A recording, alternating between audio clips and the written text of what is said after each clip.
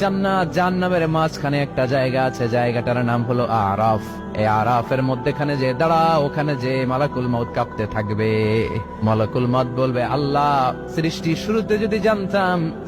শুরুতে যদি জানতাম সবাইকে মৃত্যুদান করার পরে, রূহ কবজ করার পরে আমাকেও মরতে হবে, তাহলে এই কঠিন দায়িত্বের ব্যাপারে আপনার কাছে ক্ষমা চাইতাম।